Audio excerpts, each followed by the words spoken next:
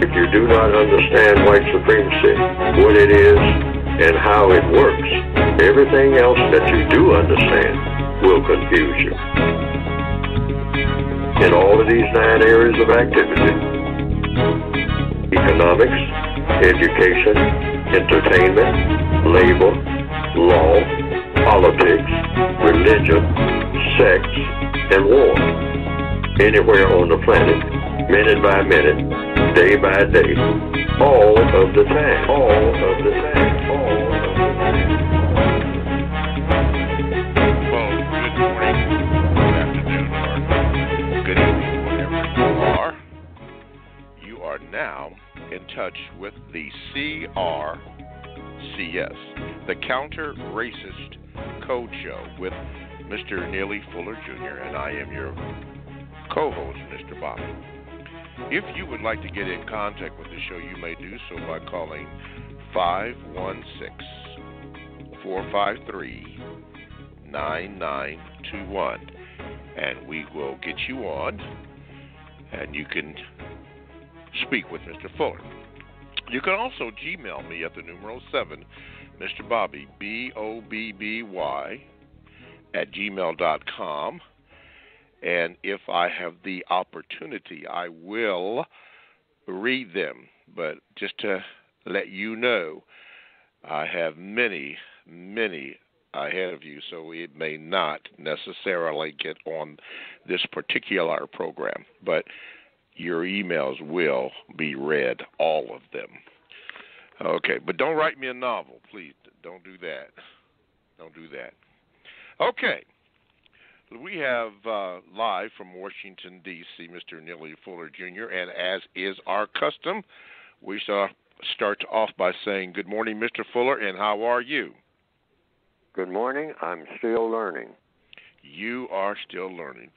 Okay, let's, by the way, callers, if you have a question for Mr. Fuller, press the number 1 button, and we will do that. We will get you on there. As a matter of fact, we have a caller on the line now. Caller, I don't have your name up, but guess what? You are on, so proceed with your question.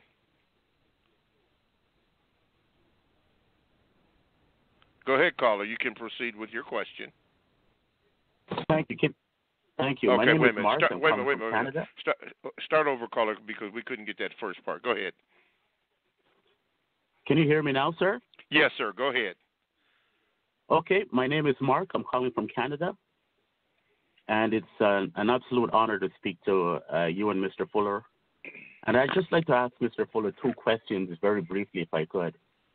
And, sir, the first one is, Mr. Fuller, do you believe that one of the main issues that we face as black people, especially in North America, is that we think exactly like European, or should I say white people? We have the same value system.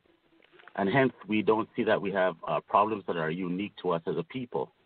And secondly, where do you see us if we continue at this rate? Where do you see us as a people in the next 100 years? Thank you. Oh, everything will continue the way that it is unless we get another perspective of what we are here for. Unless we take another, what are we here for? What, when we say we, people, period. What is the best thing for people to be doing? So I came to the conclusion years ago that the best thing for all people to be doing is to be the best that people can be. But if that's going to apply to everybody, you can't get that done. Hello? Yes, sir. Mr. Fuller? Mr. Fuller. Okay, we're having a little difficulty here. I don't know what happened here. Let's see if we can move. Okay, Mr. Fuller, are you on now? All that. Okay, yeah, Mr. Fuller, you got temporarily cut off, so could you start back over again? I don't know what happened, but it's worked out now. Yes. Well, here on this planet called Earth, it's populated by people, along with a lot of other things, rocks, mountains, water, and most of the things that are put here to, excuse me, to sustain the creatures that are on the planet. That's everything from birds to rhinoceros to penguins, etc. And then you have people here on this planet. This planet is a great gift from a source that a lot of people say is a creator or creators, whatever your religion might tell you is the origin of things. So it comes right down to everybody just get quiet and say, what am I here for? Because you weren't here at one time. You were not here on this planet. You might have been on some other planet at some other time, but you're here now. So you find yourself here and you look around and say, what am I doing here? What am I supposed to be doing here? I mean, I didn't ask for this, but I'm here. So what is the best thing for me to do while I'm here? That should be the question in everybody's mind. What's my assignment? Whatever it is, if I can find out what it is. And apparently it is, I would say, according to logic, to solve problems. Well, how did you come to the conclusion that your assignment is to solve problems? It's because you have problems. You could have been born on a planet where there were no problems to be solved. But we're here to solve problems. So you start with what? The largest problem between people. And you might say, well, that's everything from gluttony to greed, what some people call the 7 deadly sins, et cetera, et cetera. And all of that could be true, and I believe to a great extent is true. But when you consolidate everything that consists of all of the things that people are doing here on the planet now, when you put it all together, the biggest problem is something here in 2020 called racism. And it makes all the other problems that were here before racism worse. So that would be the first order of business. You just get rid of, you take care of problems in the order of precedence, in the order of how big the problem is. So I took a look at it and I said, well, it just so happens that I'm right in the mix of this because I'm classified as non-white on a planet where anyone who has color in his or her skin is a global criminal. Global criminal based on what? Based on being a thief or a robber or a killer or some type of ne'er-do-well? No, just based on you have color in your skin. Therefore, you are a global criminal. You have committed a terrible crime. You have color in your skin. That's not supposed to be. According to whom? According to people who have made that decision, whomever they were in the beginning. And so that has spawned a whole bunch of problems in every area of activity throughout the planet. In economics, you can't get anything in economics done on the scale that it should be done and in the manner that it should be done, meaning the use of time and energy, without running into what they call a race problem, something dealing with people of color. And then you have, right on down the line behind that, the education problem. When you go into a classroom, it's going to be arguments about who's going to sit where, who's going to be treated how. in a classroom when you're supposed to be getting a world education based on what? What color somebody is. Whether or not you can have these people in the school. They got color in their skin. Okay? And then entertainment. You got to arrange that so that everything in entertainment, if some non-white people are involved in it, it's got to be something that's non-constructive. Your entertainment, it's got to be something that does not stimulate people's minds to do something of constructive value. It's all geared towards something non-constructive, some type of stupidity or silliness. And then you have labor, law, politics, which means just interaction between people, all of that. Religion, for sure. All different kinds of religion. Well, I mean, yeah, we all believe in a greater being. We all believe that there is a creator. We all believe in this and that. But when we look around, I mean, that the people who have different beliefs are the same beliefs. Well, yeah, but you got color in your skin. So I can't sit next to you and or get with you and pray to our Creator. I mean, you got color in your skin. Back off. You know, I can't go into the same place of worship with you. I mean, because that leads to other things like, you know, hey, you know, you might want to start talking to me, and then when you start talking to me, you might want to know more about my family. And when you start talking about me and my family in that church setting, next thing you know, you're going to be talking to one of my daughters. And, oh, now, wait a minute, but you got color in your skin. That's going to make a problem down the line.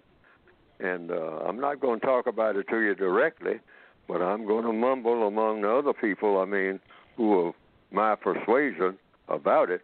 And we're going to have to make other arrangements here because I don't want to lead down that road. Okay?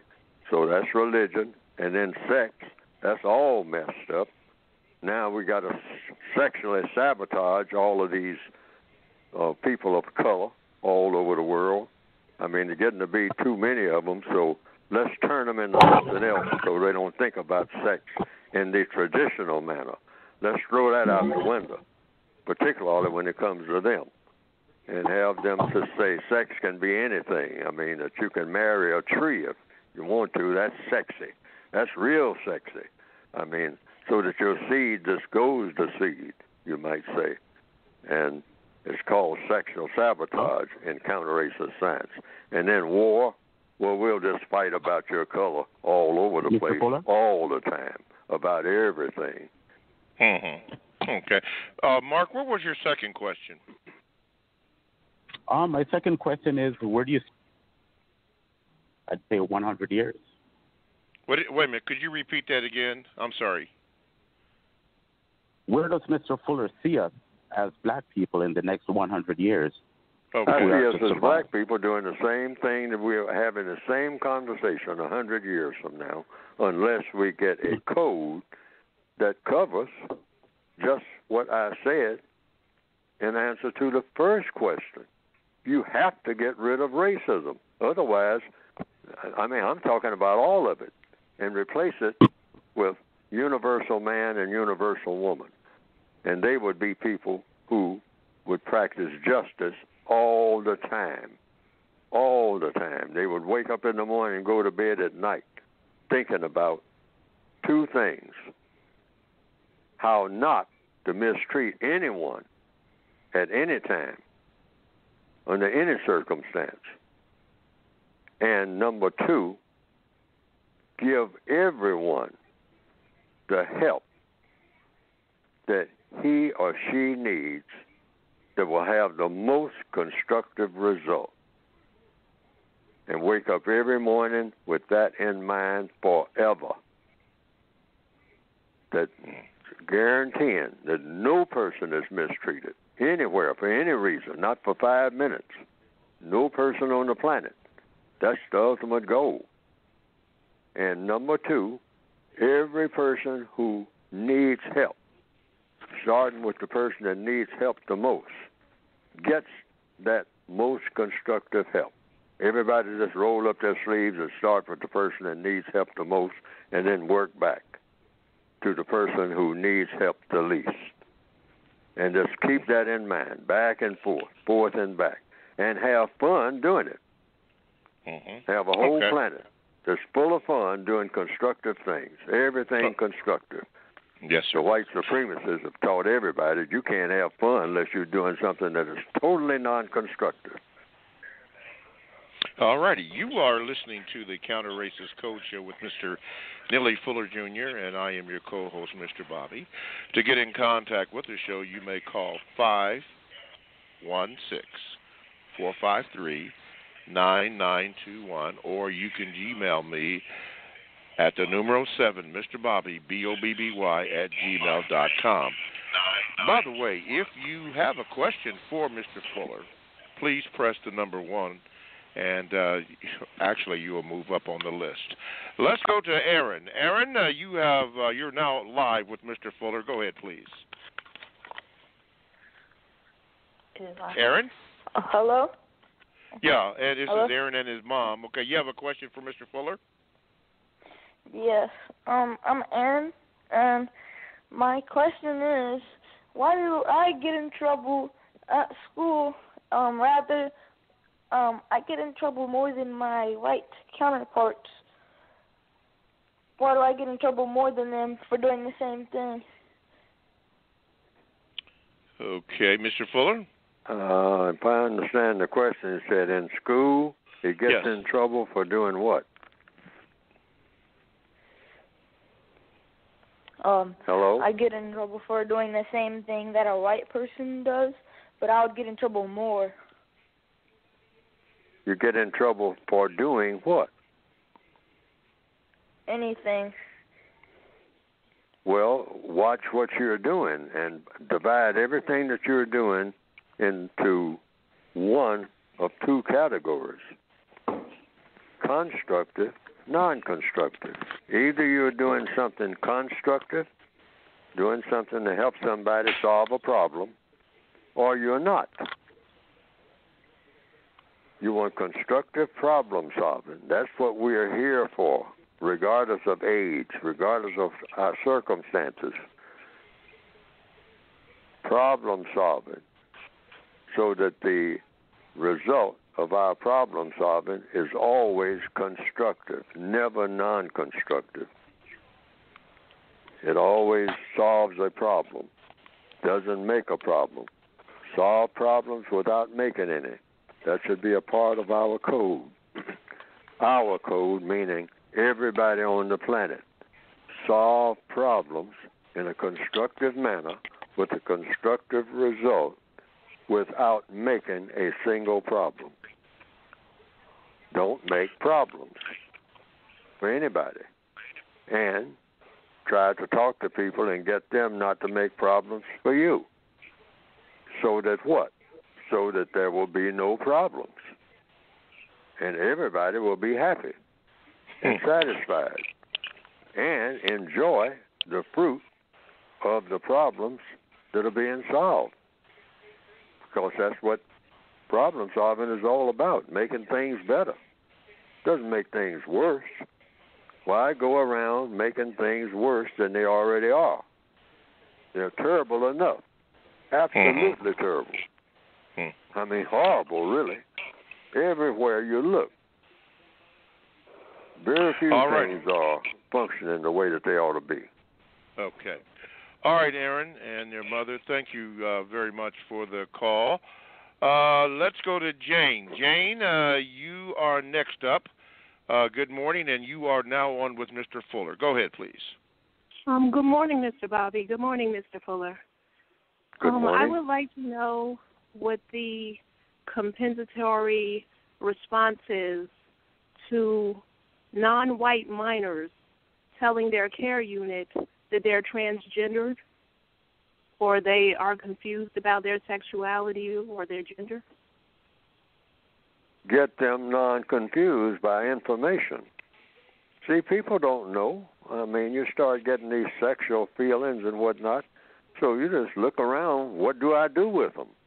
They're explosive. Sex is extremely powerful. and it catches people, quote unquote, off guard. Young people, young ladies sometimes. I mean, the sexual energy just erupts. And, they start, their eyes glaze over and whatnot, and they don't know what to do. They know that this energy is coming from somewhere, and it's in their bodies. It's going to go somewhere. So there's an old saying among older people that I used to hear about. They say if you snore in a bear's face long enough and early enough, you'll learn to like it. And that is exactly what is happening. The white supremacists are spreading that gospel all over the world among non-white people and saying, oh, if you get this sexual energy, just send it in all directions. Don't send it toward just the opposite sex. That's what they call it, male with female. Just send it everywhere. You got this sexual energy, just let it flow. Just go here, go there. Get with a bear, get with a tree. I mean, get with some type of artificial plastic stuff that they make in a factory and sell it to you. And they'll tell the females that buy a plastic phallus. I mean, that's sex, wonderful sex. Everything is sex. I mean, have sex with, the first person you come with, see coming down the street.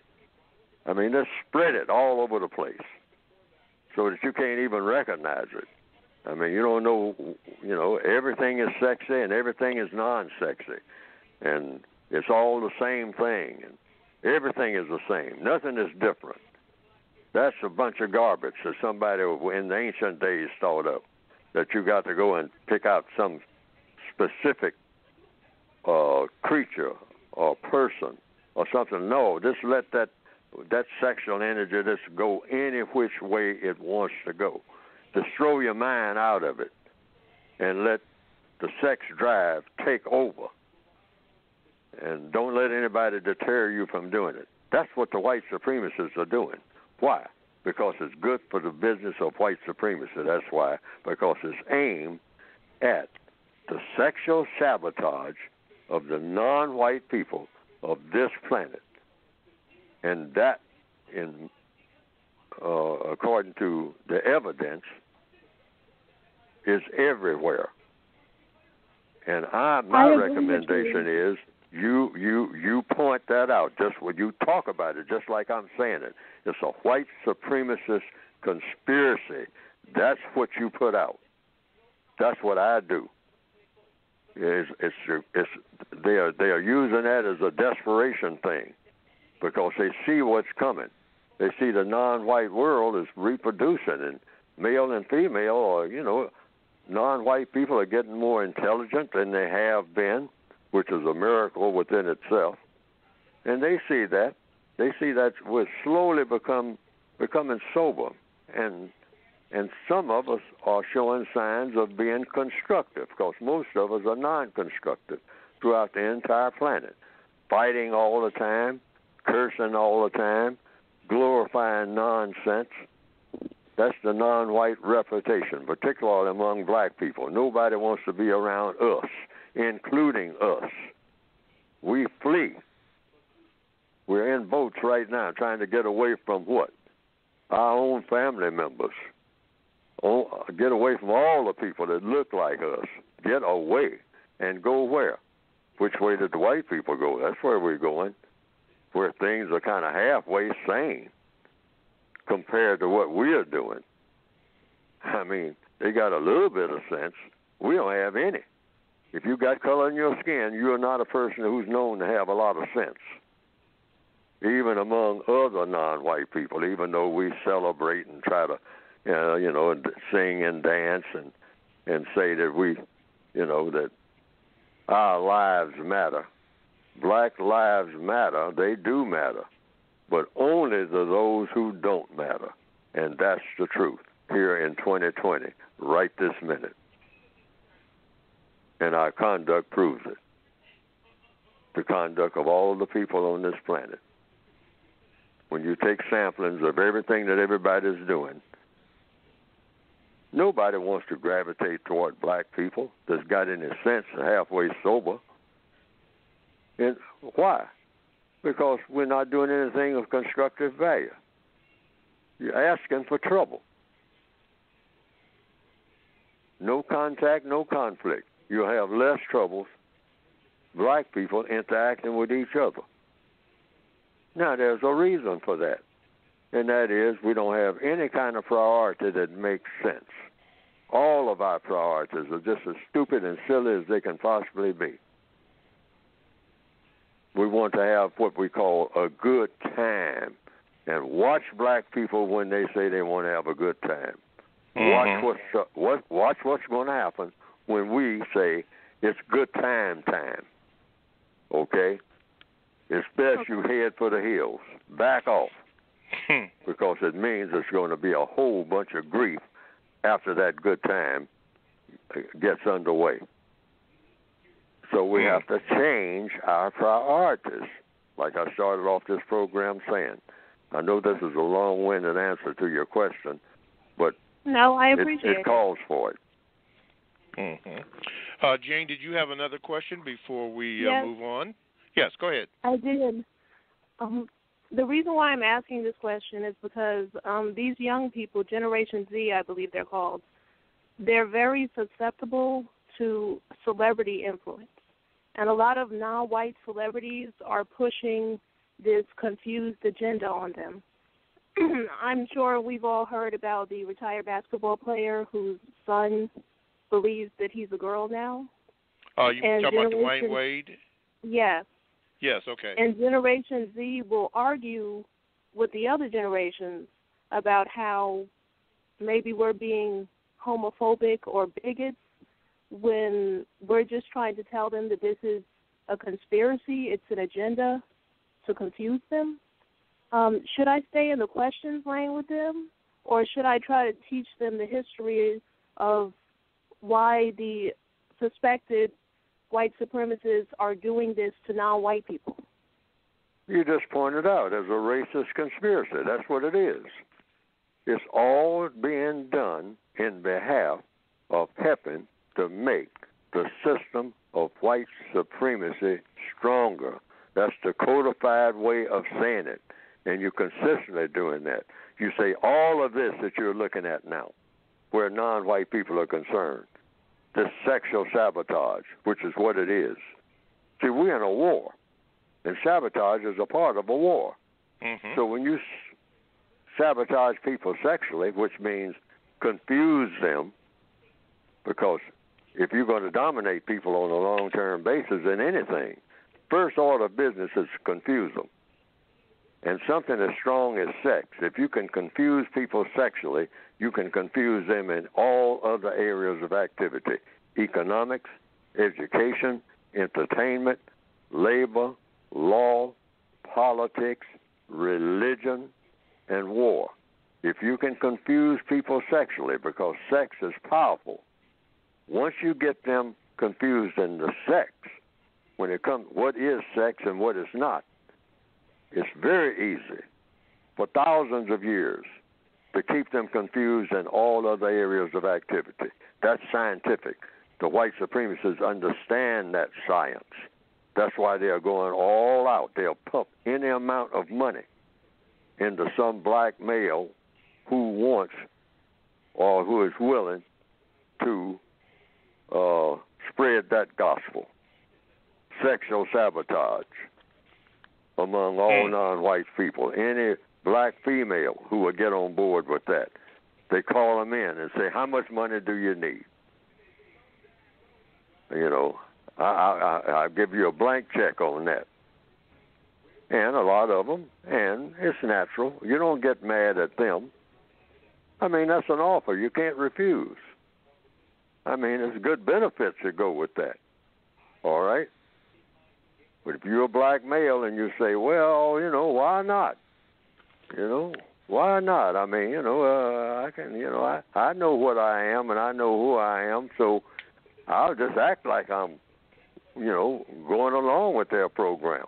And that's all they want you to do anyway, you know, even if you believe different.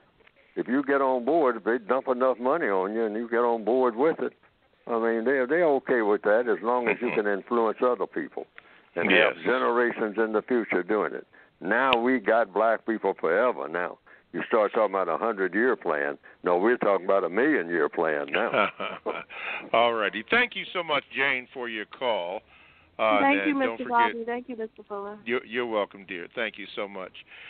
Coming up next, is the coronavirus, or whatever it is, part of a sabotage program for the weapon of war, to make the white supremacy stronger? We'll have Mr. Fuller address that and more coming up next. You are listening to the Counter-Racist Code Show, also referred to as CRCS, with Mr. Neely Fuller Jr.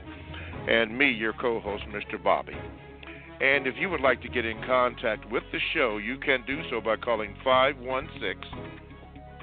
516-453-9921. And if you would like to Gmail me, you can at the numero 7, Mr. Bobby, BOBBY, @gmail.com. I do have several of them on deck if we could get to those, but we like to get to the callers first and do that. And speaking about calling, when you do call in, make sure that you hit the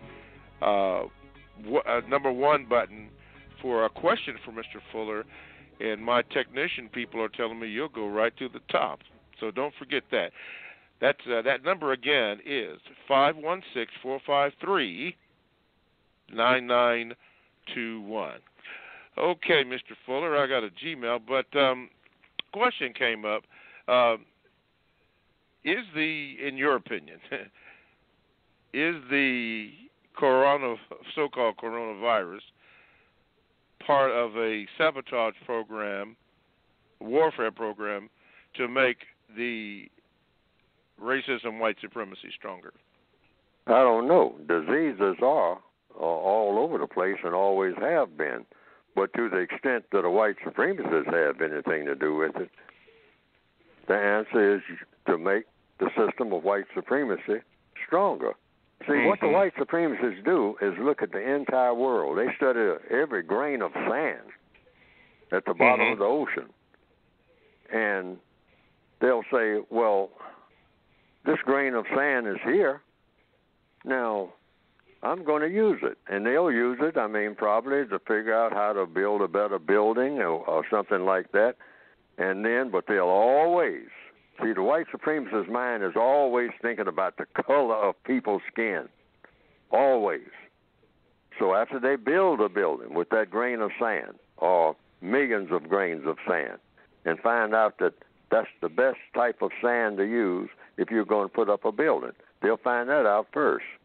Then they will, as soon as they get that building built, they'll say, now, or while they're building the building, they always have in mind, well, now, we got these dark people here on the planet with us, these people with color in their skin. Now, I'm putting up this building, but putting up buildings don't mean anything to me. What means something to me is what those people of color, how I'm going to fit them into this. How is it something I'm going to allow them to come into this building or not allow them to come into the building? How can I do harm to these people of color? With this building. That's how they think. They're thinking about that all the time. They're not happy enough unless they're doing that. Their happiness comes from that. When you say the pursuit of happiness, that's the foundation for their happiness. Mistreating people of color. You've got to get that into your mind. That's their whole reason for being. If they can't do that, what's the point in being on the planet? What's the point in going to other planets? They already show indications of what they're going to do on other planets. All righty. And that is what? Fight people who have color in their skin, purple people, green people, anybody who's not white. Okay. I have some information on that, on the, I'm just going to say it, on the man-made coronavirus, qualify that a little later. I think in radio this is known as a tease, but I'm not going to reveal that just yet because I'm going to try to get to the Gmails, but I do have it written down here for something to say. Very interesting, and it has been verified by my research team. But anyway, let's go to the Gmails. Mr. Fuller, this comes from, hopefully I can get it right here. Let's see, GGG8.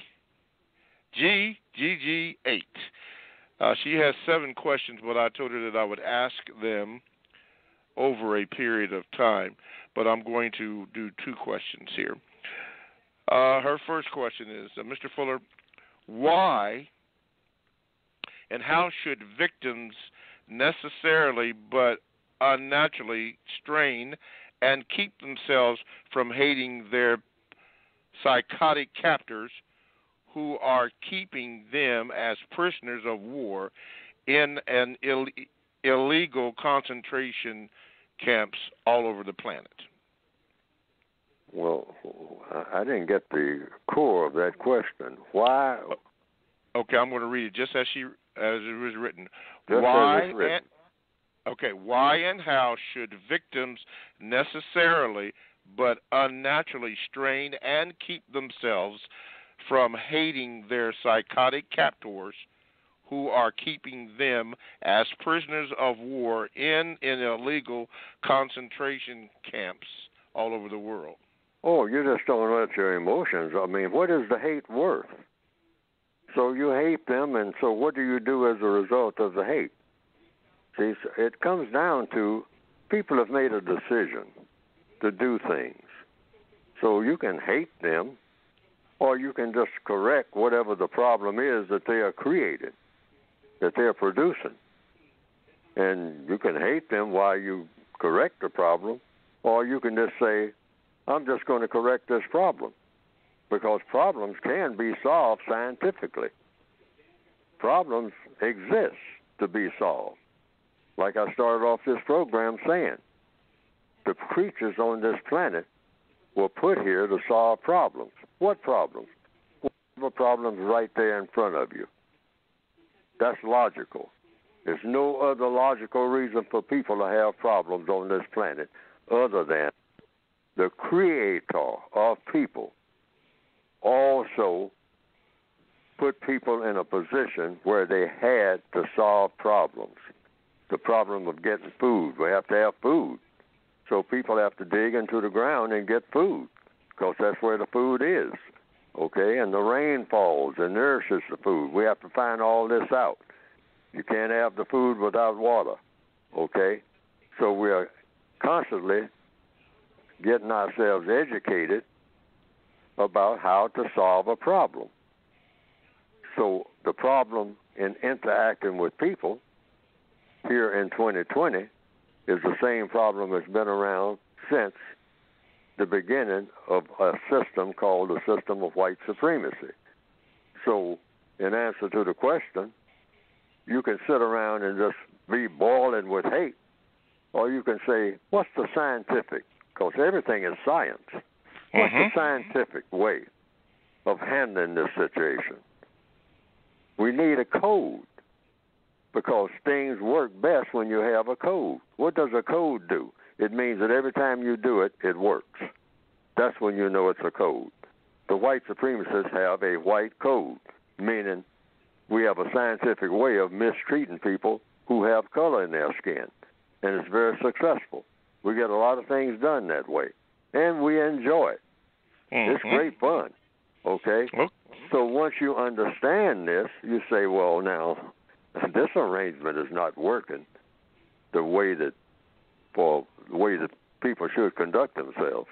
So therefore, we'll come up with a counter code. That's all we have to do. And you do it without, you can be passionate about it, or you can be full of hate about it, but what is hate good for? I mean, that's not scientific. Just go to the drawing board and say, I got a problem today on the job.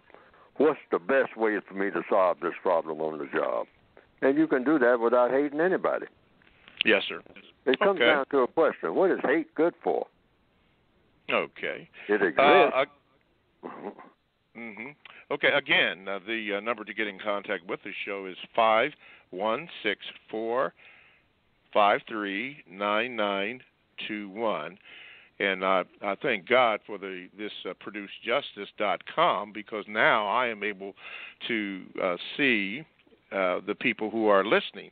And we do have many that are listening to the program. And if you are listening, if you want to make a call, you can at 516-453-9921. Or if you Gmail me, I can do that, 7, Mr. Bobby, BOBBY, at gmail.com. Now, if you do use that, I'm not going to get to it today, but it will be read at some time, and I will notify you when it will be read, the date and time on that. Okay, continuing with Gigi. This is her second question, Mr. Fuller. Says here, can angry victims who see the whole white supremacist for the monsters that they are expect constructive results from perhaps channeling anger and hatred into effectively breaking down the system that they are illegally victims of? Yes, it's a scientific way of solving all problems. See, we have to just look at it like a problem. And it's not personal. You know, it's business.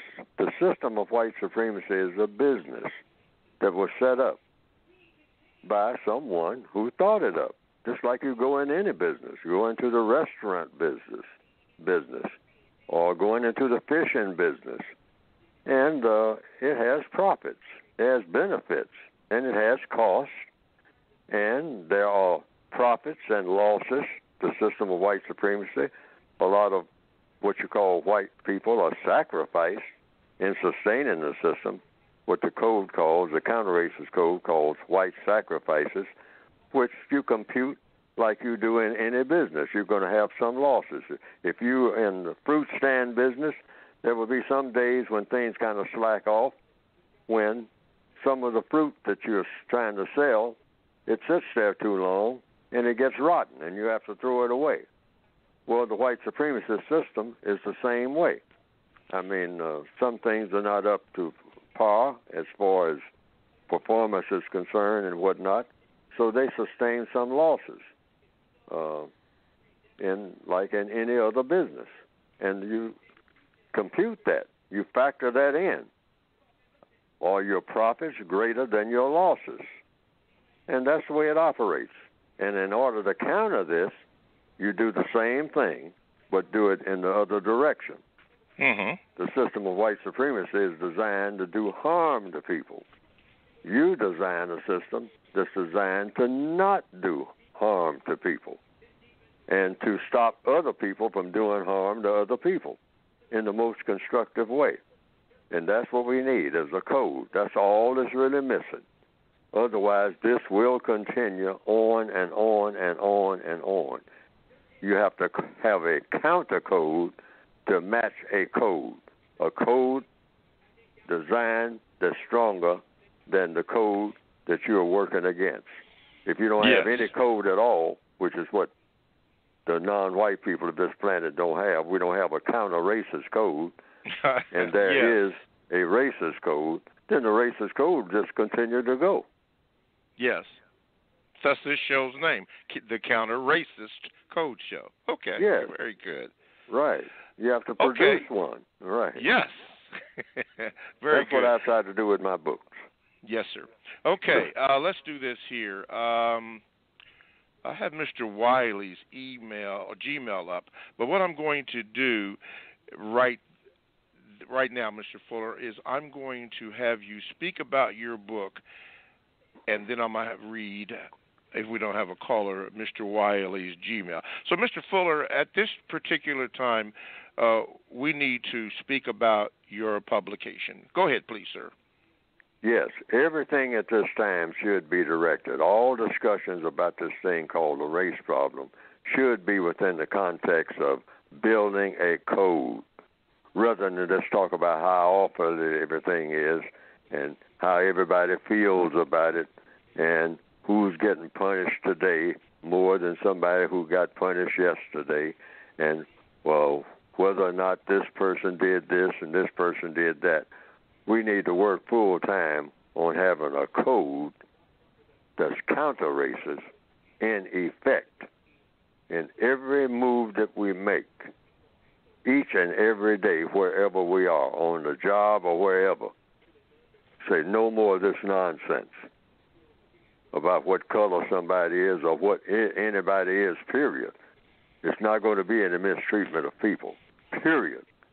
Not going to be any more of that, starting right this minute, okay, if not before, if that's possible. And that's what a code is about. You go in. And so I've written a book trying to give some indication of how a code is built, because we've never even thought of having one, I don't think. There's no indication that we've thought of having one, because I don't know of anyone who's been working on one. So I started working on one myself when I started writing the book. That came out of looking for a book that someone had written, because I said, everybody's talking about the race problem, but where's the book that tells you exactly what to do from minute to minute, each and every day as an individual person? I want that book. Is anybody with all these millions of writers out here, or at least thousands, talking about the race problem, talking about the race problem, talking about the race problem, doing all kind of historical research on the race problem?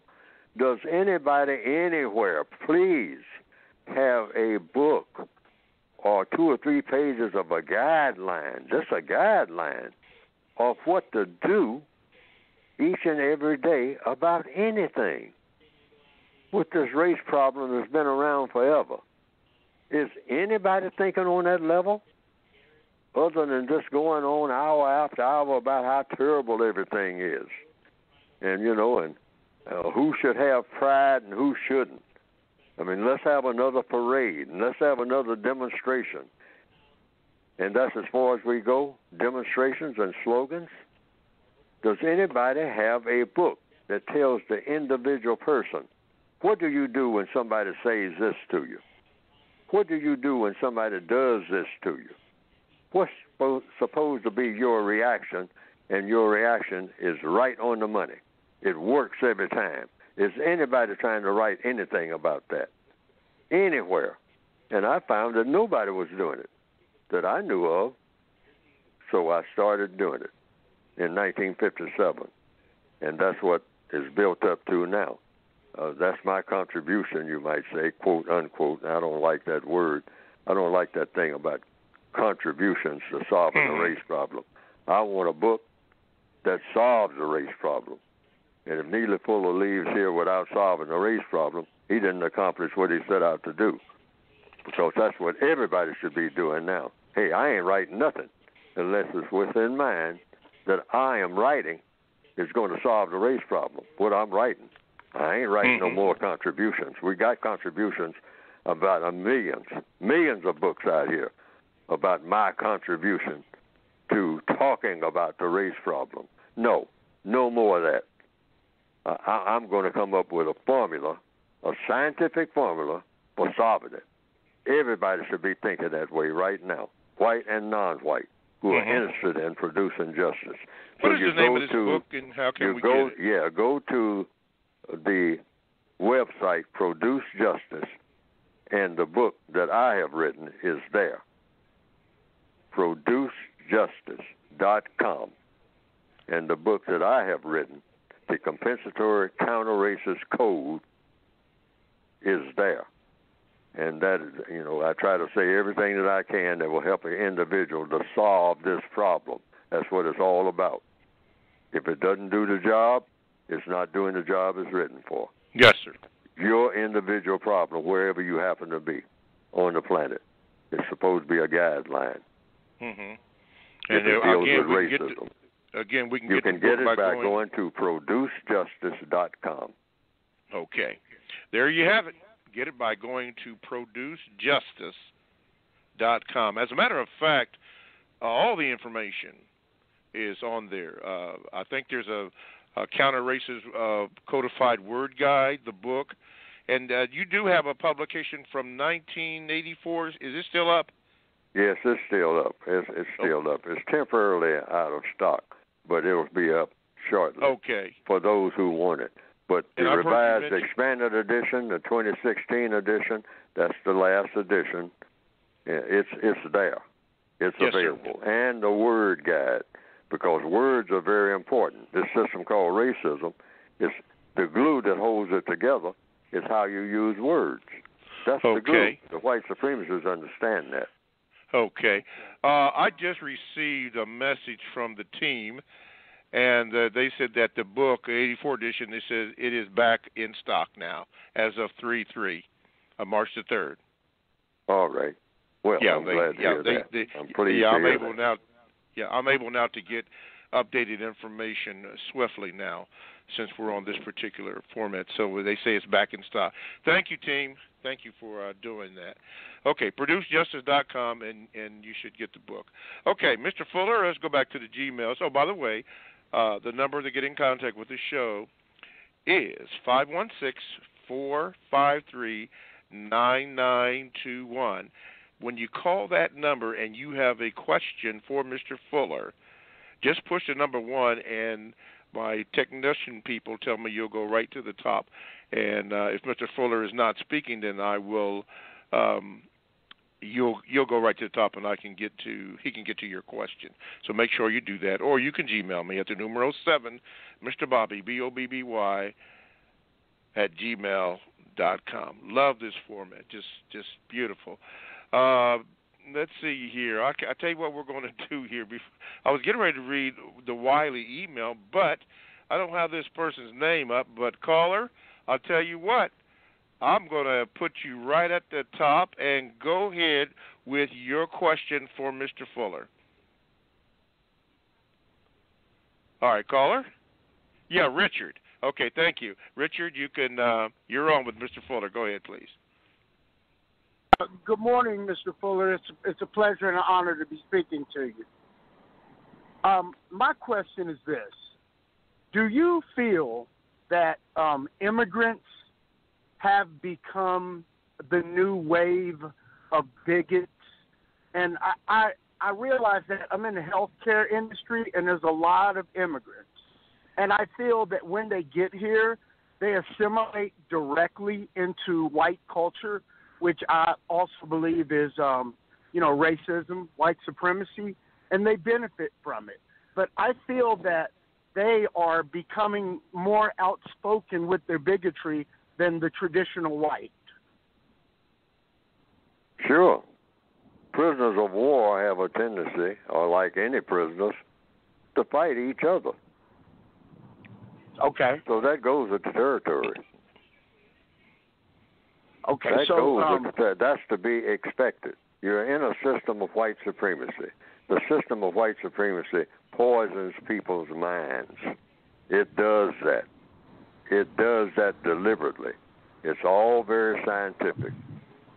So yeah, because I noticed when there's an issue at work, they don't back me up, or they'll side with the non-wealthy white, and I can have facts to prove it and logic to prove it, but I'm totally ignored, and it's as if the non-wealthy white parades the immigrant bigot, and I just wanted to make sure through you, get your opinion on that.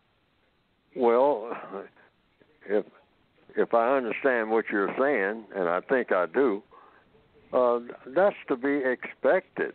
See, that's what I mean by understanding the power of white supremacy. That word supreme means just that. Everybody caters to whatever is supreme. Oh. So that's normal. That's normal. That's not abnormal. That is normal. Okay. That shouldn't baffle you. That's what I mean by understanding. Yes, sir. Go ahead. Right. So they're just doing what they're programmed to do. Well, so I should automatically expect them to be against me. Look at it like this. You said that they were what? Immigrants? Right. Right. Okay. That means that they came from someplace else to the place where you are. Is that correct? Correct. And they came there where they are, which is where you are, for a reason. What was the reason? Let's look at I it guess to scientifically assimilate into white culture or find a better wait a minute. so-called life. No, but let's use simple words. By assimilate, what do you mean? They came there looking for something. Were they looking to assimilate? Assimilate in order to do what? To gain a so-called better life or a better life for their Now, hold children. it right there. Now we're getting some. This is what I mean by codified language. They came there, here, or there, wherever, to assimilate. They left one place to go to another place. Yeah, so you look at it this way. Why do people leave one place to go to another place? Start with that. Why do any people anywhere? Why did the chicken cross the road? Okay. Right. Well, I'd have to use your 4 questions, like why do I want to do that? Okay. Why do they want to why do do people? But the question is, I'm trying to get everybody to think logically, because everything is about logic. Why does any person anywhere go from one place, even as just one side of a room, to another side of that same room? Why does that person do that? For comfort or to gain something? That's the answer. Looking for comfort. Okay. Now, that person left wherever that person was because of what? Discomfort. Correct? Right. Correct. Logically speaking. They were less comfortable where they were than the place where they're going, where they'll be what? More comfortable. Is that correct? Okay. Now, I would say let's that's walk. correct. See, everything is about walking through every detail of everything. Then you get understanding.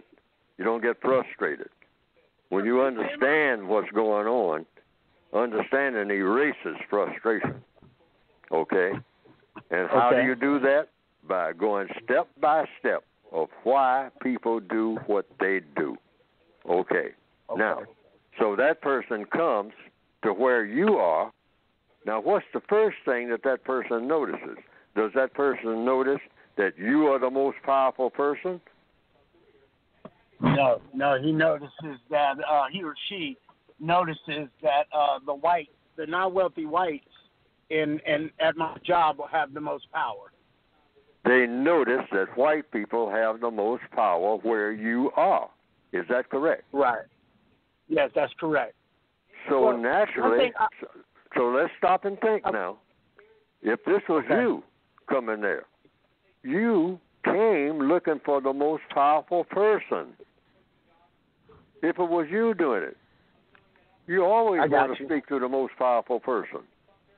You pass by all the people who have less power than you already have, or you find out where they got their power, if they have any, and you say, I want to go to the source of the power. That's normal. Folks, I want you to understand, that's normal. The white supremacists understand this. This is not baffling. So black people shouldn't get angry at some person coming where he or she is and been there for years and say, I don't want to talk to you. I want to talk to the most powerful person here. Are you the most powerful person? I have one more question. Yes, sir, go ahead. I've been using your technique of, when I'm in conversation with a non-black and, just saying, oh, that's interesting. Or I'll reply with, I haven't put much thought into that. But when I do that, they seem to get more frustrated. Like they know I'm playing them off and they try to dig deeper to get me to, I feel they're getting me to give up an answer that they can use against me. And what I do is I've been isolating myself. I've basically become going to value clothing, the laundry tag, separate white and only mix with light colors. But when I've been doing this, sometimes I'm getting, kind of, I don't want to say ostracized, but it seems like they dig deeper into it when I don't give them the answer they feel they deserve. Excuse me, Richard. Wait a minute. Can you hold it right there because we have to pause just for a second to do the new hour. So can you just hold it just for a second while we reboot? Okay. Yeah. Thank you so much, Richard. Yeah, no problem. Okay. You've come to the end of the first hour of the Counter Racist Code Show with Mr. Neely Fuller Jr. and me, your co-host, Mr. Bobby. Stay tuned for the second hour as we have Richard on the phone, which will commence right now. Alrighty. Welcome to the second hour of the Counter Racist Code Show with Mr. Neely Fuller Jr. and me as your co-host, Mr. Bobby. To get in contact with the show, you may call 516-453-9921. Again, that number is 516-453-9921. You can also Gmail me at the numero 7, Mr. Bobby, BOBBY, at gmail.com. And if all that might seem a little confusing to you, do this. For all information, even on this show, you can go to producejustice.com. That's producejustice.com. You can get all the information on Mr. Fuller's book, how to get in contact with this show, and other information that is on this page. That is at producejustice.com. We're going to continue with Richard. He's on the line to start off our second hour. Richard, go ahead with your second question so we can complete that, sir. Yeah. I just want to know, when I talk to non-blacks, I have to engage at work. I just can't block people out because they'll say I'm causing a hostile work environment.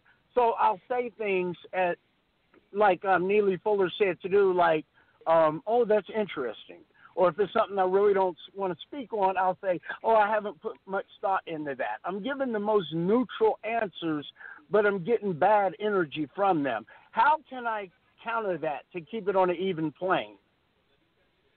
You counter that by finding out what the problem is. What is it that people tell you is a problem with you? Or they indicate it. If they don't say it in words, what is it that you get an indication that there is a problem with you? I've been on jobs. I didn't have that problem, so there's a reason why. One of the most thing that I hear is when an individual, now this is with black people too, they will say they heard something, and I will ask, well, who did you hear it from? And they refuse to give me their information, and then I tell them, well, I'm not involved in that. But they'll try to involve me, and I'm like, well, just tell me. Okay, all right. That gets to page. I want to make sure in the code book, the 4 warrants. Mm-hmm. Always goes right to the 4 warrants. You can do this on your job. Everybody who's listening, whatnot. Page 171 of the 2016 edition of the code book. All right, and you can take off from that. Okay, you can just simply ask the people, number 1, what do you want me to do? And then the next, why do you want me to do it? Want me to do it? How do you plan? And then number 3, how do you plan for me to do it? And number 4, what do you expect the constructive result to be? This will apply to everybody on the planet every minute of every day when you're interacting with another person. Now, just try that. Stick with it. Try that. Have you done that? I've tried it, but I've gotten to the point where I've told them if I cannot get 4 answers, we can go no further. We can't even start this conversation. No, well, so you're making statements. Wait a minute. Okay. You're making statements. You don't make those statements to people. Oh, that's right. You ask questions. See? Well, yeah, you get out of that question lane, you are getting into the argumentative lane. Once you step out of the question lane, you are now into the making statements lane. Once you start making statements, that's when the hostility starts. But see, as long as you're asking questions, you are telling the other person that person is more intelligent than you. And everybody likes to feel that they're intelligent. Gotcha. Okay? Well, so Mr. what you Fuller, do... I have to say this. I'm driving to work, and I know that the call is going to drop in this canyon right here. I appreciate all the time and the information you've provided. But yes, sir. Okay. All right. Thank you so much, Richard. Thank you so much. I hope that a lot of other people heard that. Go through the 4 wants. Mm-hmm. They say those are questions. What do you want me to do? Why do you want me to do it?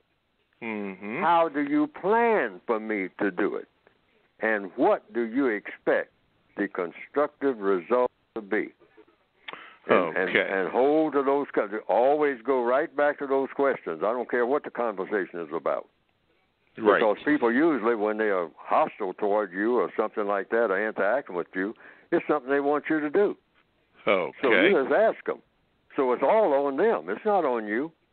And there's no way that they can get hostile toward you because you're giving them the whole ball court. You're saying, hey, you've got the whole court. I'm not on the court at all. I'm on the sidelines. And I'm letting you tell me what to do. So go ahead and tell me. All right? Yeah. And the average person can't handle it. I'm going to tell you that. Oh, okay. See, they want to dump it all on you and then gripe about what you do after they, well, you shouldn't have done that, or you shouldn't have said that, or you shouldn't. Hey, what do you want me to say? I'll say what you want me to say, if you can show me where it's going to produce a constructive result. Now, the average person doesn't want to tell you that what they're telling you to do is not going to be constructive, because now they're indicting themselves. Yes, they are. That's the yin and the yang of codification. Okay. That's white people, non-white people, anybody. All righty. You are listening to the Counter Racist Code Show with Mr. Neely Fuller Jr. and the co-host, me, Mr. Bobby, stumbling over here. To get in contact with the show, you may call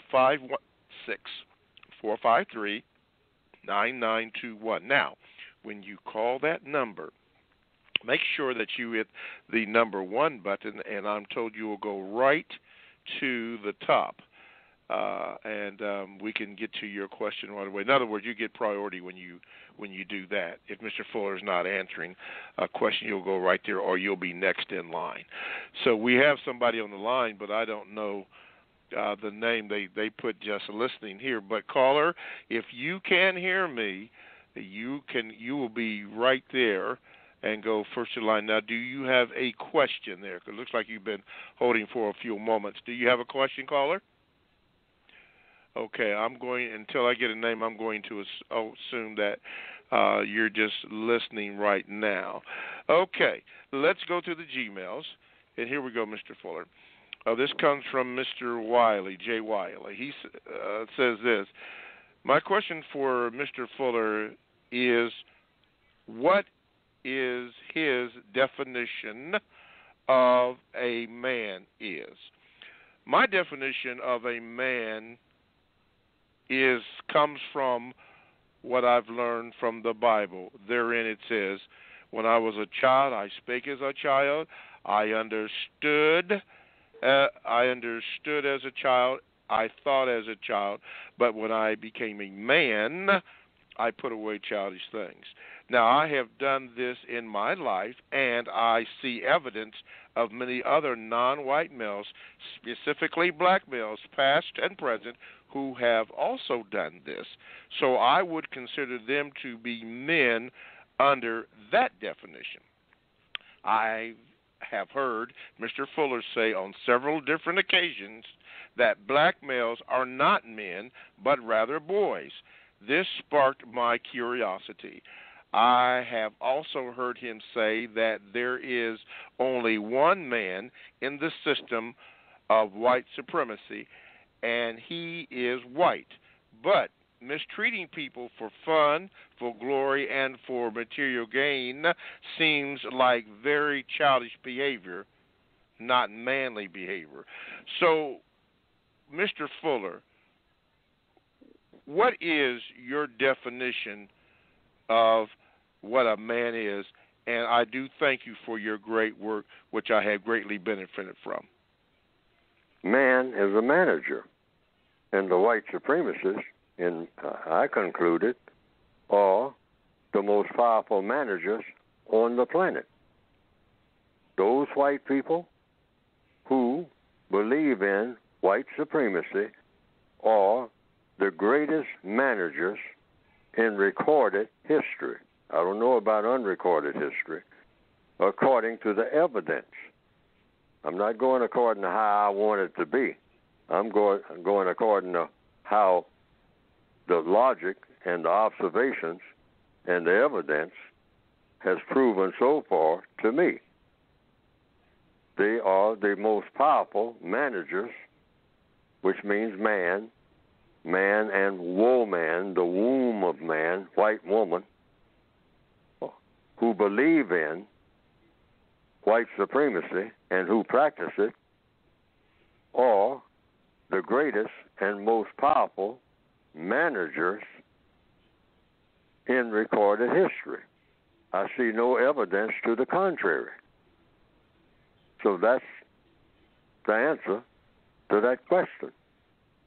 And I start with that. Now, just because they choose to manage people of color in every evil way that they can think of, that's their choice, doesn't say that they are not managers. I call it just like it is, not the way I want it to be. See, codification is about not finding a way to make myself feel good. No. I find all the ways that's making a problem, that's making millions of people put them in a situation that they should not be in. And I try to, just like any engineer, any scientist, regardless of how you feel, you look at the math. You look at facts. If you're going to cure a disease, you can't cure it by saying, I want to feel like the disease has been cured.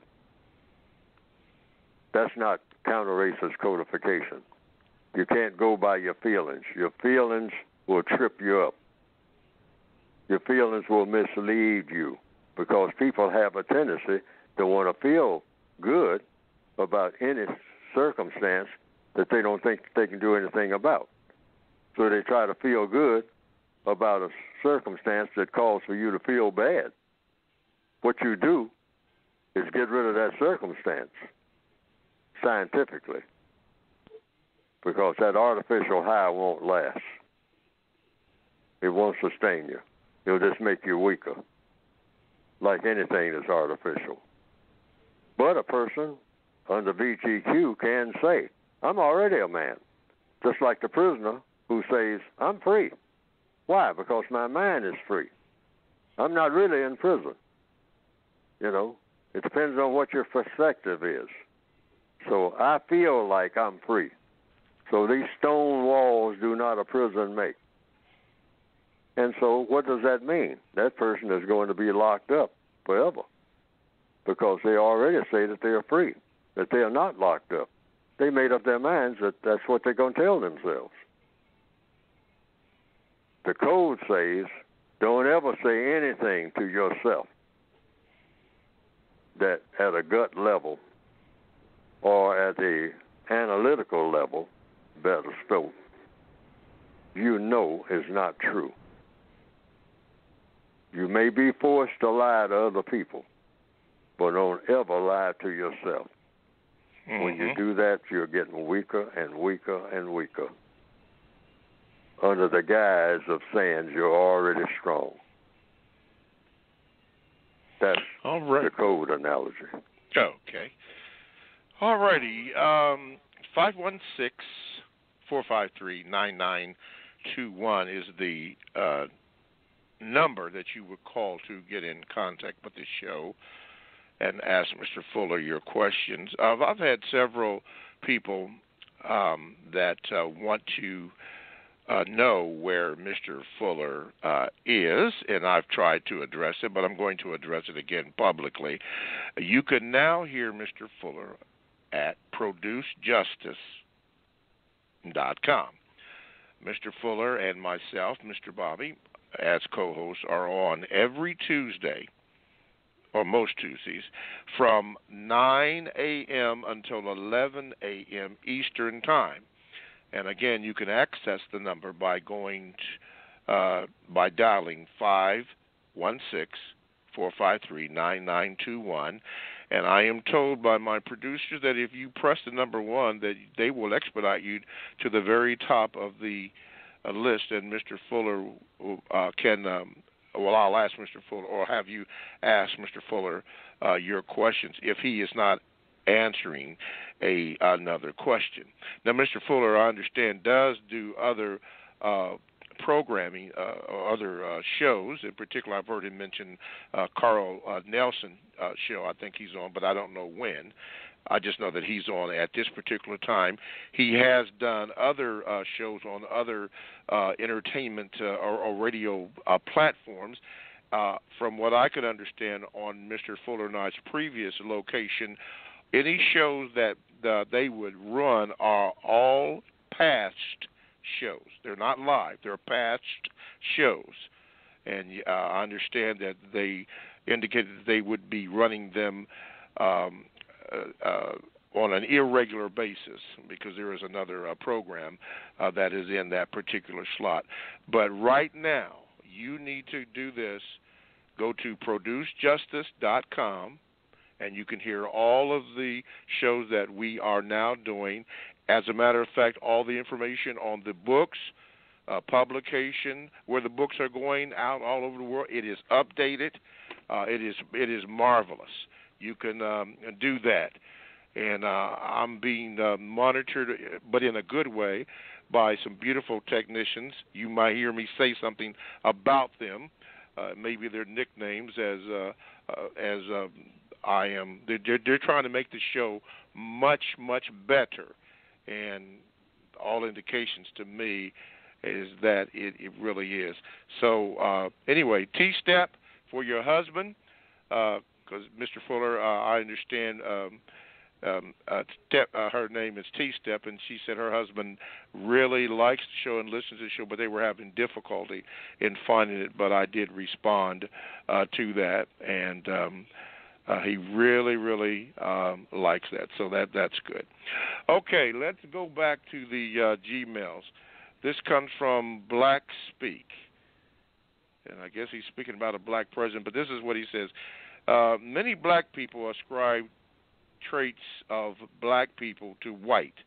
Examples are white people who dance and sing like black people, Blue-Eyed Soul, and recently black people claiming that Bill Clinton and Donald Trump were the first black presidents. Mr. Fuller, what does the code say about black people ascribing the traits of black people on white people? Well, all people, I guess, copy each other. That's just the nature of the universe. And people, when they interact with each other, they pick up little things from each other, and that's all that means. But the bottom line is anybody being mistreated? And the second thing, everybody who needs help, are they getting the constructive help that they need? And the rest of it is just styles or whatever you want to call it. But that's the only thing that really counts. Is everybody being constructive in their interaction with each other? That's the bottom line. That's it. That's the whole show. That's not part of it. Constructive activity, problem solving. Are you making a problem or are you solving one? And that applies to everybody, everywhere, all the time. Keep it simple. It's not complicated. The white supremacists take simple things and make them complicated. But that's in any situation, on your job and whatnot. You can just back off and say, is this constructive or non-constructive? This thing that we're doing. That's anywhere. Anybody is. All the black people, in show business and whatnot. I mean, right there in the studio, just say, wait a minute, shut everything off. Shut down the music, shut down everything. Wait a minute. Is this constructive or is it not constructive?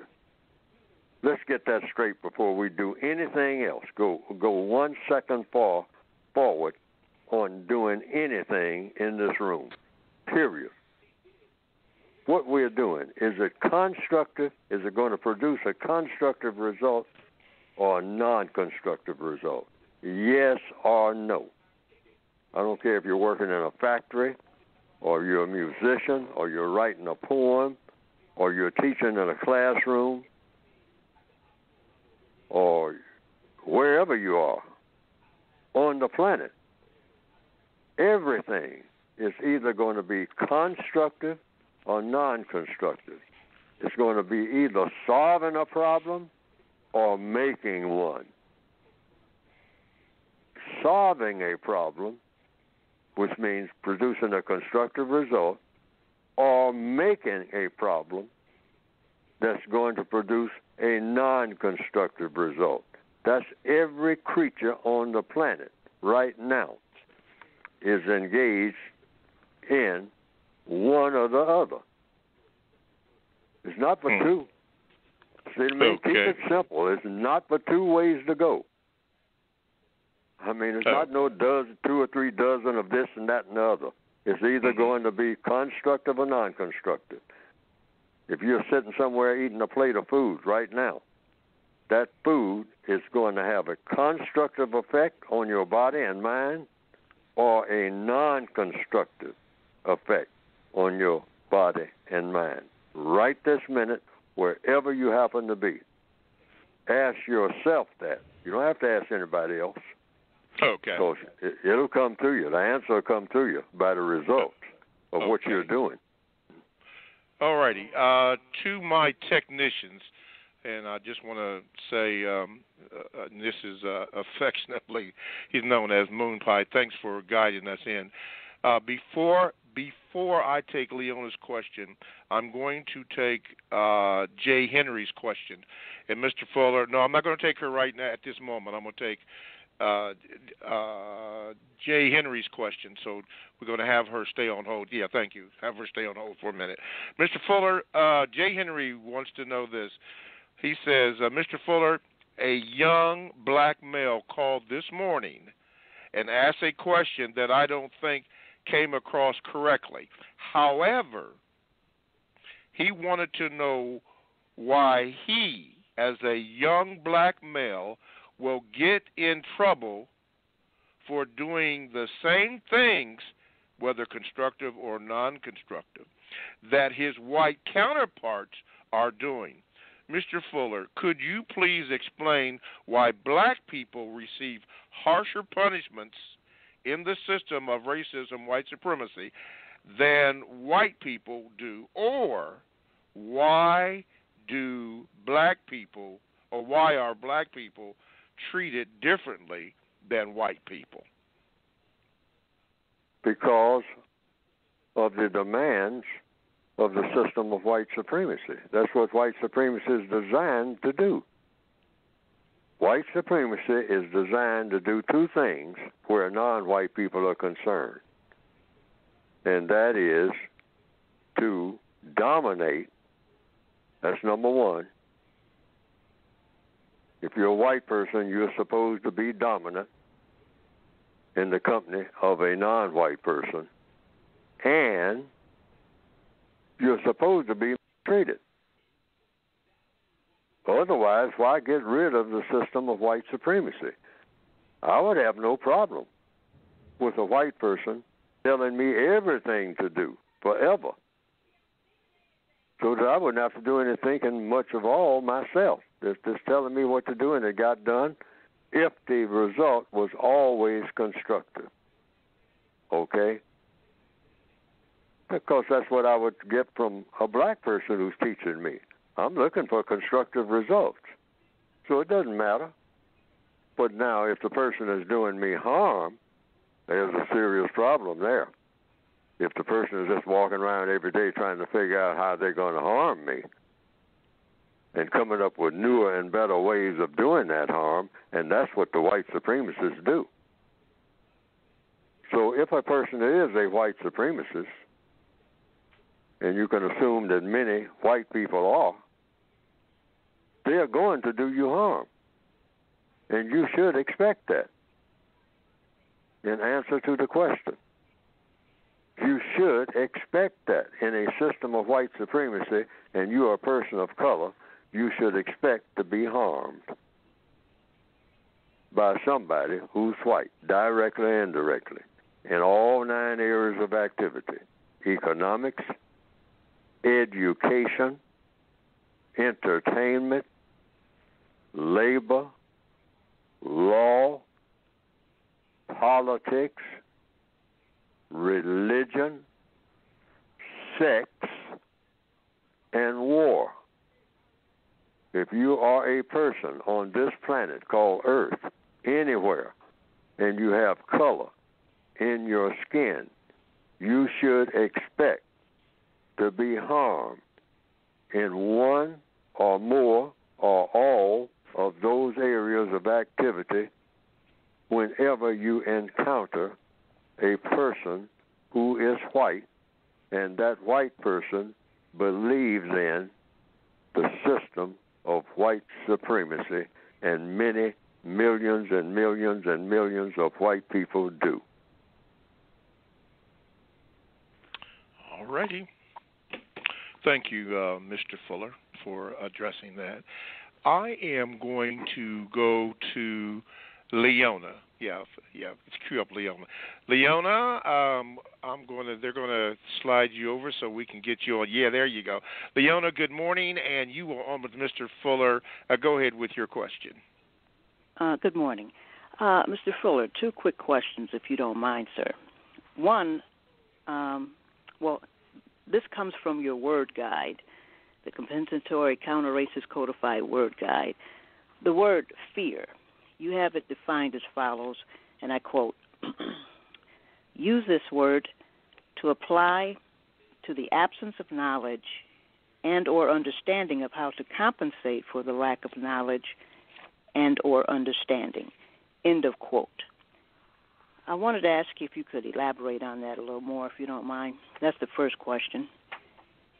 Should I ask the second one now or wait? No, we never move to the second until we take care of the first. Yeah. That's code. Yes, sir. Okay. So, in answer to the first question, fear is what? Fear comes from not knowing what to do. If you know what to do, you don't fear whatever circumstance you're in. If you know what to do about it. Fear is gone the minute you know what to do. To do what? Solve a problem. That's all fear is, having a problem and you don't know how to solve it. I mean, that problem just keeps getting bigger, and you are becoming more and more afraid because you have a problem that you don't know what to do about it. And that is fear. That's all fear is. Okay. Now, how do you get rid of fear? By knowing how to solve problems, that's how. And how do you learn how to solve problems? The best route for solving a problem is to ask questions of people who already have the answer to that problem that is causing your fear.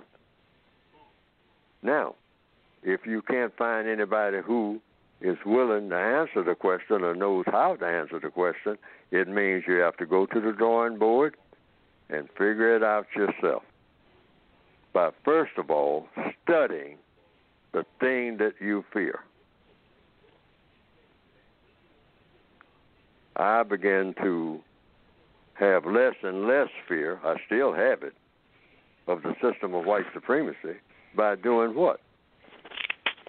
Learning more and more about what it is and how it works. And the more I learn about what it is and how it works, the less fear I have of white people who practice white supremacy. I'm nowhere near where I ought to be yet. but that is the procedure. How do you get rid of fear? Knowledge and understanding. Knowledge and understanding of what? Of what you are fearing. The more you know about how a lion thinks, the better you are at becoming a lion trainer. Okay. And you've Mr. seen Fuller, that happen. Yes. Mr. Fuller, could you hold it right there? I want you to finish Yes, answering sir. that question, Right. but I have to take a station break. Leona, hang on, and I'll have him ask your second question. Okay. Required to the station break. You are now listening to the Counter Racist Code Show with Mr. Neely Fuller Jr., and I am the co-host, Mr. Bobby. Now, to get in contact with the show, you can call 516-453-9921, or you can Gmail me at the numero 7, Mr. Bobby, BOBBY, @gmail.com. And for additional information, you can go to ProduceJustice.com. That's ProduceJustice.com. Not only can you hear the program on our new site, but all the information about Mr. Fuller's book, his publications, where the book is going, and all other information can be accessed when you go to that site, and that is ProduceJustice.com. But call in right now. We have one on the line, Leona, and we're going to get to her. 516-453-9921, and my producers are telling me if you push the button number 1, you'll go right to the head of the line. So make sure you do that if you have a question for Mr. Fuller, and he will answer that for you. Mr. Fuller, can you continue on with the first answer of Leona's question, and I'll have Leona come back with her second question. Yes. Like I said, people were faced with lions. A lion is a fearsome creature. But little by little, over a period of time, people have gone to circuses and seen lions in a cage or outside of a cage running in circles, and one person is telling those lions what to do. How did that happen? That person learned how a lion thinks. And the person begins to think about how it could control the way that the lion would think, what the lion would respond to and not respond to. One thing, they found out that a lion feared fire. So some ancient people, when they heard that there was a lion coming in the area, they got a torch. So when the lion came toward that person, the lion looked at the torch, and the lion begins to fear not the person, but the torch. The lion didn't know what that was, and the lion kind of backed off. And the lion noticed when it came close to that torch that it got a feeling of something that was unpleasant, and then the lion backed off. So see, the more knowledge drives away fear.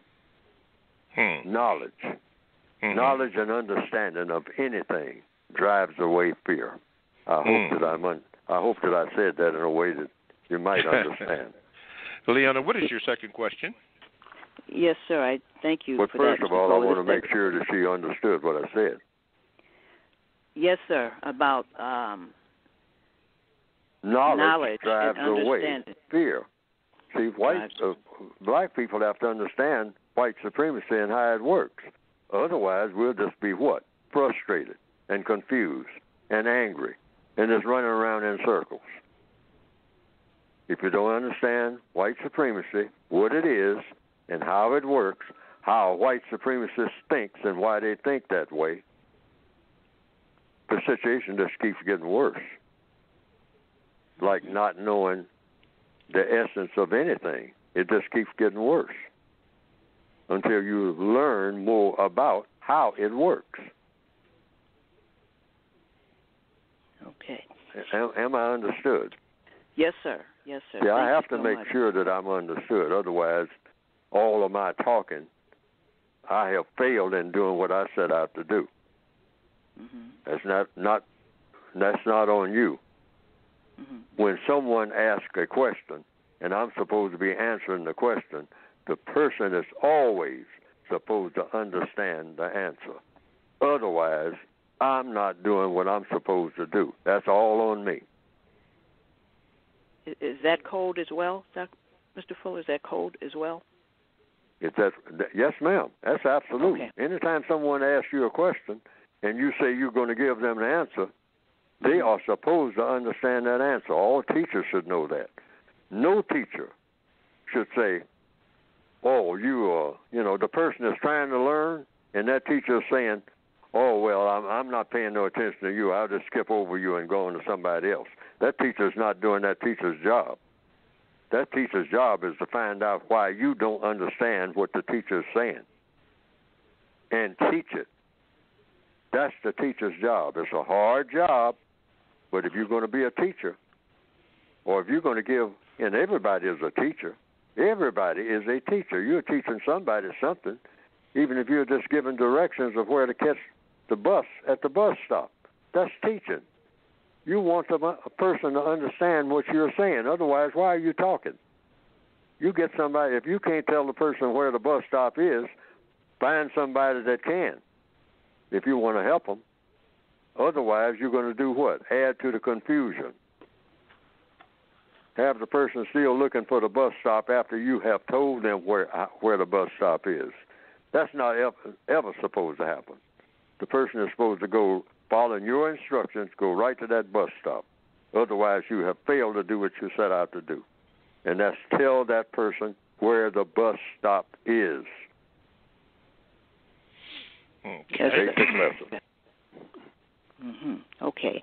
Yes, sir. Now, the second question, again, from the Word Guide, has to do with, it's on page 74 in the Word Guide, has to do with the word correctness. And I quote, you say here, use this word to mean thought, speech, and or action that result in a balance between people, creatures, things, etc., in all areas of activity existence. Use the term correctness to mean that every person, creature, and thing interacts in a manner that is totally constructive and in a manner that produces and maintains peace within the known universe. Study the many ways that others use the word correct and or correctness. Ask questions and seek answers given by others in regards to what, when, where, how, and why something is correct or not correct. What is the ultimate purpose of an act or a condition that is correct? End of quote. When you say totally constructive, is that possible? Could you elaborate on this? I'll answer the question. Yes, sir. I don't know, but we'll find out through that process. The only way you know that something is correct, by what? Is by the result that you get, depending on what result you were expecting to get. Sometimes the result that you get is better than the result that you expected to get. All scientists in a laboratory find that out. They'll be working on curing a disease, and they'll cure the disease, and in the process of doing that, they cure 2 other diseases. Now, eureka, boy, that's a bonus, okay? Instead of 1 disease, they cured 3. And so, but you got to start in that direction of trying, in problem solving, solve that one problem that you set out to solve. And as a result of that, you may even solve 2 or 3 other problems. But if in trying to solve a problem, you make 2 or 3 other problems, now it's back to the drawing board in a hurry. And I have to do that, even with building a code. People will tell me they tried something, whatnot, and I say, well, did it work? And then they immediately, sometimes they say, well, part of it worked, but the other part didn't work. Or I don't know whether it really worked or not, because I got a question about whether it worked, because, I say, well, if you got a question, that means there's a problem. Anytime there's a question, there is a problem. What is the problem? Answering that question. See, there's not supposed to be no such thing as an unanswered question. So then I have to go to the drawing board, back to the drawing board and say, hey, I got to find out all the details of what you're talking about and then walk through it and find out where that problem is, because there is a problem somewhere, or there's a perceived problem, or one that you think is a problem. Hey, you got to get busy now. And if I'm the one that the person is asking the question of, it means I got to get busy, because that's the way it works. That's codification. That's how you build a code. Find out what works and separate what works from everything that doesn't work, and stick with what works. That's code in anything. Electrical codes, plumbing codes, fire codes, anything that works. That's what makes it a code. The white supremacists understand that. They won't stick with anything that doesn't work. But they teach black people to embrace everything that doesn't work. And we just become more and more what you call silly and stupid, because that's the result of doing things and saying things that don't work in a constructive manner. Silliness and stupidity. And we have gotten to the place where we even brag about being silly and stupid without even knowing that we are bragging about being silly and stupid, which is the height of silliness and stupidity. All righty. Leona, did you have any more? Well, I don't want to take up a whole bunch of time, but I was wondering about balance between creatures, though. What creatures? Oh, a balance between. We got to figure out how to get balance between creatures, because we are not in balance between people and creatures. Just like people, first of all, are nowhere near in balance with each other. None of us, white or non-white, over this entire planet. I mean, these creatures that are called people, our interaction with each other is horrible. I mean, even at the very best. I mean, there are situations where people say, well, I went to this place and, boy, do the people get along beautifully. I mean, everybody's real nice to each other, and everybody is this and everybody is that. Yes, some situations are better than others. But it is my belief that the people of this planet, even the very best people on the planet, are nowhere near the type of people that we ought to be and can be, because that's the goal. Universal man, universal woman, in perfect tune with everything that is of constructive value in the known universe. That should be the goal, not anything that's 1 inch less than that. And so people have told me, say, well, Fuller, you're talking about utopia and all like that. That's exactly what I'm talking about. Why not? Why not? Is it possible? We don't know. But we can sure work in that direction to find out what utopia is. They'll say, well, what would utopia be like? We don't know till we get there. Just like everything that you don't know about until you get there. That's how inventions are made. And people should always be in the process of trying to invent themselves. You might say, be a whole lot better than what you ever thought that you could be, and make everything else around you better than anybody ever thought that it could be. That's the goal. Not just getting rid of white supremacy. That's the first step. But you can't do any of the rest of that without getting rid of the system of white supremacy and replacing it with justice and that word you just asked me about, correctness.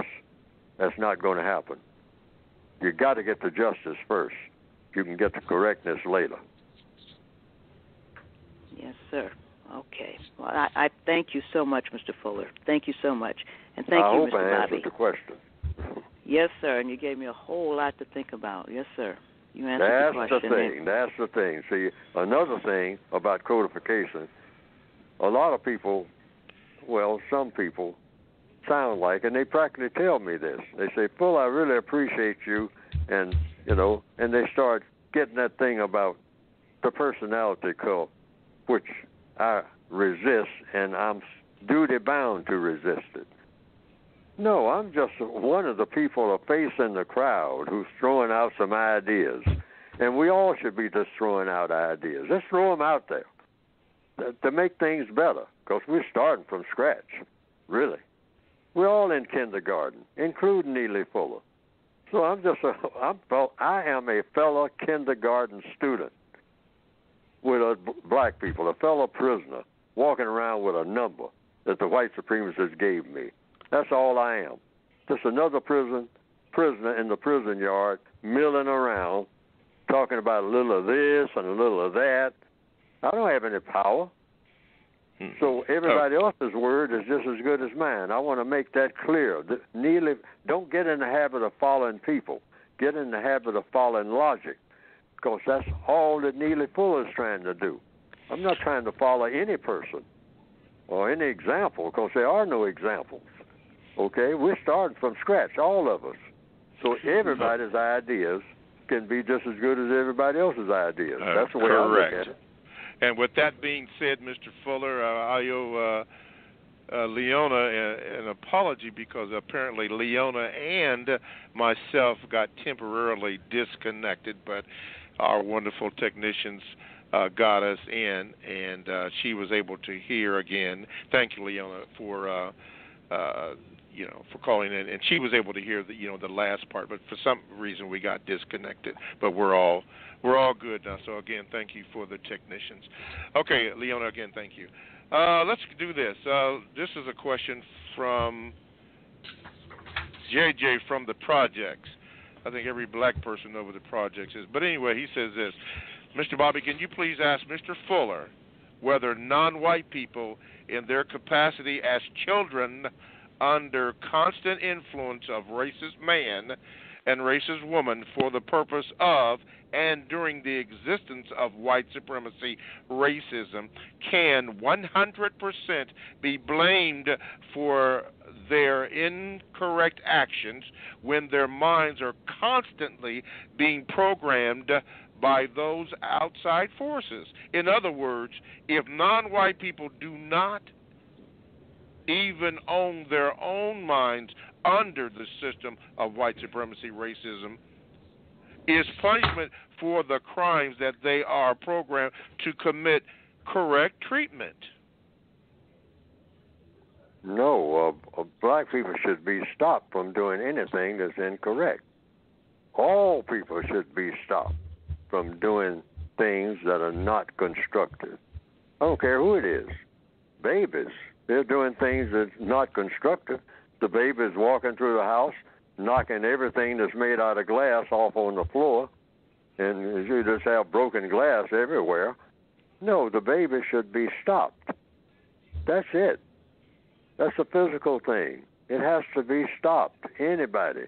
The black people who are running up and down, playing, they have been trained by the white supremacists, video games and all that, to just run up and down the streets in the alleys, bang, bang, bang, shooting and whatnot, and having everybody scattering and scared. And the person with the gun is 14 years old. No, you stop that person by any means necessary. Okay, stop them. All right. And then once you stop them, you work on their minds. That's if you can get them to stop fast enough to work on their minds. But if you can't do that, you gun them down. I mean, hey, this is real. You don't play. Definitely with anything dealing with death. Death is found. All right? Mm-hmm. All of the fun and games, all bets off when the shooting starts. Okay. You don't cut anybody no slack. This is not fun. It's been made fun by the white supremacists. They even call it recreation. I mean, recreational shooting, recreate. That's what the word recreate means. I mean, and entertainment and everything about death is made to look like it's something entertaining. And black people have picked up on that nonsense. Yes, sir. And even the Indians. I mean, that's why they fell by the wayside, I think.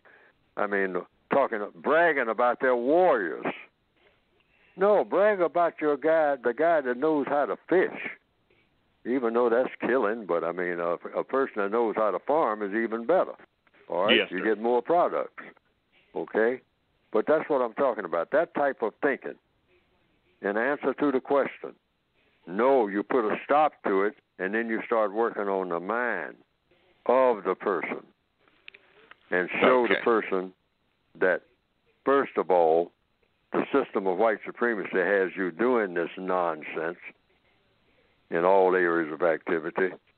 And so, is there a better way, put it in the form of a question, to conduct yourself here on this planet? This planet is wonderful. All righty. Let's see, I have 4 things to do in 10 minutes to do them. Okay, first of all, Mr. Fuller, let's do this, the first thing. Concerning the coronavirus, it was mentioned before, it's part of a sabotage warfare program to make white supremacy racism stronger. Now, this is a little bit of information that my research team came up with. Are you familiar with an author by the name of Dean Koontz, Koontz, Mr. Fuller? Never heard of it. Okay. Mr. Fuller, Dean Koontz wrote a book entitled The Eyes of Darkness, in which he describes the Cornelius virus man-made virus in detail, according to what he was able to ascertain. He put it in a book form. Okay. Now, I checked it out, and I also verified that he did do this, and I also verified someone, not him, but someone made a statement that he predicted the virus. Okay, after reading the book and so forth, I found no evidence that he did not predict that this would happen. He did not do that. But what I did find out, Mr. Fuller, is that he wrote this book. I hope you're sitting down for this one, Mr. Fuller. He wrote this book in 1981. 38 years ago, he wrote it. And if you would read it, you will find out that whoever produced this in the laboratories in China are following exactly what he said what was going to happen in the book. Not that he predicted it, but this is what happened in what he wrote. And 38 years later, somebody, and according to compensatory logic behind all that kind of stuff like that, all the white supremacists are following what he said. Briefly, would you have a comment about how they do things? Well, the white supremacists study everything. Like I always say, they study every grain of sand at the bottom of the ocean individually, if they have the time to do it. Somebody somewhere will just take one grain of sand that's different from the other grains and study it, simply because it's there. Yes. Simply because it exists. And if everything that exists for a purpose. The white supremacists set their minds to figure out what the purpose for everything is. Okay. And then they proceed to fit it into the system of white supremacy. Okay. That author's name is Dean Koontz. The book is called The Eyes of Darkness. It was written 38 years ago in 1981. And now, guess what they're dealing with nationally? Okay, number 2.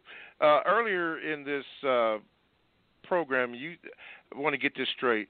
You said that knowledge causes you use the analogy of the lion and the fire. You said that the lion had knowledge that fire would cause him to pause because he felt something or something like. How did you say that? Discomfort.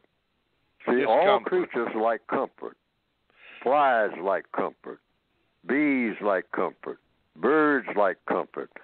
People like comfort. You want to be comfortable. Mm-hmm. You know, a person says, hey, I like that chair across the room there. I'm sitting in a chair that's very uncomfortable. I mean, it seems like I'm fixing to fall off the chair. I keep trying to balance myself. I'm going to get up out of this chair, walk across this room, and sit in that chair over there on the other side of this hotel lobby, because that chair appears to be more comfortable.